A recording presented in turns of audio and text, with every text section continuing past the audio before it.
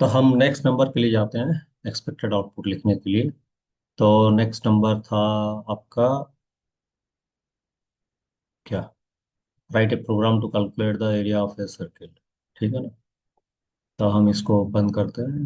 तो right a programme, 2 number हम कर चुके हैं ऑलरेडी, ये हो गया है। अभी ये खत्म हो गया, अभी इसको करना है, write a program to calculate the area of a circle. तो अब चलते हैं उसमें, और यहाँ पे क्वेश्चन लिखते हैं पहले।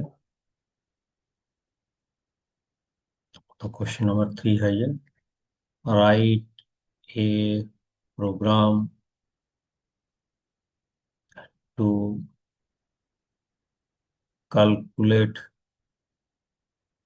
the area of a circle। हमेशा आप जो एक्सपेक्टेड आउटपुट लिख रहे हैं, ये इंटेंशन है कि ये एक्सपेक्टेड आउटपुट आपका अल्टीमेट रिजल्ट होगा जब हम प्रोग्राम को रन करेंगे। और आप हमेशा एज्यूम कीजिए कि प्रोग्राम जो आप लिख रहे हैं वो आप अपने के लिए टेस्ट नहीं कर रहे हैं, या आपका प्रोग्राम और कोई चला सकता है या टेस्ट कर सकता है। तब उसको क्या क्या रिक्वायरमेंट होगा वो पहले सोचिए। फॉर एग्जाम्पल, एटीएम मशीन कोई बनाया हुआ है। अगर आप एसबीआई में जाते हैं, एसबीआई का एटीएम मशीन अलग है। आप आईसीआईसीआई बैंक में जाते हैं तो आईसीआईसीआई बैंक का एटीएम मशीन अलग है। काम सेम करता है, बट कंपनीज इसका अलग है, इसका अलग है। उसी तरह आप और किसी बैंक में जाएंगे तो उनका एटीएम मशीन अलग है। तो ये जो एटीएम मशीन बना हुआ है, इसको किसी कंपनी के इंजीनियर्स ने बनाया है। तो ये लोग जब बनाए, तो पहले हमें क्या करना पड़ता है, वहां पे अपना कार्ड इंसर्ट करना पड़ता है। तो कार्ड इंसर्ट करने के बाद ये कुछ टाइम प्रोसेसिंग करता है या रीड करता है कार्ड को। उसके बाद आपको ऑप्शंस आना चालू करता है, या जो इंफॉर्मेशन एटीएम को नहीं मालूम वही चीज आपको पूछना चालू करता है। जैसे कि आप क्या करना चाहते हैं, पहले विड्रॉ करना चाहते हैं कि और कुछ करना चाहते हैं, जैसे कि डिपॉजिट करना चाहते हैं क्या, या बैलेंस इंक्वायरी चेक करना चाहते हैं क्या। तो ये एटीएम को नहीं मालूम, तो इसके लिए ये पूछना चालू किया। नेक्स्ट, अगर ये बता दिया आप, तो फिर पूछेगा कि आप किससे करना चाहते हैं, आपका सेविंग बैंक अकाउंट से या करेंट अकाउंट से, या जो भी, किससे करना चाहते हैं। नेक्स्ट, सपोज हम नॉर्मली सेविंग बैंक से ही काम करते हैं सब कुछ। उसके बाद उसको आपका अकाउंट नंबर मालूम चल गया है। उसको आपका अकाउंट नंबर मालूम चल गया है। कहाँ से मालूम चल गया? जब कार्ड आप इंसर्ट किए तब उससे उसको एटीएम कार्ड से अकाउंट नंबर मालूम चल गया है। लेकिन वो कंफर्म करना चाहता है कि आप जो कार्ड यूज कर रहे हैं एक्चुअली आपका है कि नहीं। इसके लिए वो कहीं ना कहीं आपको ये मैसेज देता है, क्योंकि इसके बारे में एटीएम को नहीं मालूम। एंटर योर पिन, ये उसको नहीं मालूम। तो इसके लिए जो चीज नहीं मालूम वही चीज पूछने के लिए ट्राई करो। फिर आप सपोज दे दिए 1234 आपका एटीएम पिन, जो कि 4 डिजिट का नॉर्मली होता है। उसके बाद उसको और एक चीज नहीं मालूम। क्या नहीं मालूम? कि आप कितना अमाउंट विड्रॉ करना चाहते हैं। तो एंटर योर अमाउंट, तो ये नहीं मालूम है उसको। सपोज मैं 5,000 विड्रॉ करना चाहता हूँ, तो जो चीज एटीएम मशीन को नहीं मालूम था आपके बारे में, वो पूछना चालू किया।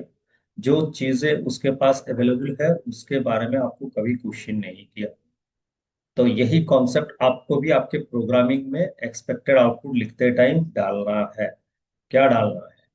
आपको अगर कैलकुलेट करना है कि एरिया ऑफ सर्किल, तो एरिया ऑफ सर्किल कैलकुलेट करने के लिए हमारे पास एक फॉर्मूला होता है। क्या फॉर्मूला होता है? पाई आर स्क्वायर। आर क्या होता है? रेडियस। ठीक ना? तो पाई का वैल्यू आपको मालूम है कि नहीं? बिल्कुल है। क्या वैल्यू है? कहीं कहीं पे हम 22/7 लिखते हैं, और कोई इसको 3.14 या 141 लिखता है। तो हमें एक चीज मालूम है जो कि है पाई का वैल्यू। तो क्या नहीं मालूम है? रेडियस। तो हमें जो नहीं मालूम है वही मांगना चाहिए। जैसे कि यहाँ पे ये पिन मांग रहा है और यहाँ पे अमाउंट मांग रहा है। तो यहाँ पे हम क्या मांगे? Enter the radius of the circle. ठीक। तो हमें रेडियस नहीं मालूम था, इसके लिए रेडियस मांगे और एंटर का सिंबल दिया। अभी 2 देने पर कितना आंसर आएगा? तो यहाँ पे most of the time students क्या गलती करते हैं, यहाँ पे लिखते हैं area of the circle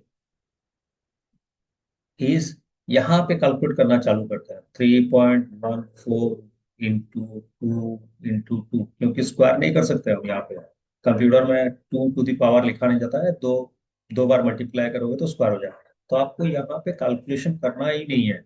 calculation कौन करेगा? कैलकुलेशन आपका प्रोग्राम करेगा। प्रोग्राम कैलकुलेशन करके आपका आंसर खाली प्रिंट करेगा। तो एक्चुअली आपको अगर कैलकुलेट करना है कितना होगा, कहीं पर रफ पे, सपोज मैं इसको रफ बना रहा हूँ 3.14 इंटू 4, क्योंकि दो का स्क्वायर ये होगा 12.56। तो आपको खाली लिखना चाहिए कितना, 12.56। तो अगर कहीं पे ये प्रोग्राम आप लिखने के बाद कोई इस प्रोग्राम को आपको चलाने या टेस्ट करने के लिए ट्राई करे, तो पहला मैसेज आना चाहिए enter the radius of circle, क्योंकि इसके बारे में हमें नहीं मालूम या हमारे प्रोग्राम को नहीं मालूम। तो यूजर क्या करेगा, 2 या 5 या जो भी नंबर देगा, जो नंबर देगा उसके हिसाब से आपको एरिया ऑफ सर्किल दिखाना चाहिए, जो कि इस केस में 12.56 है।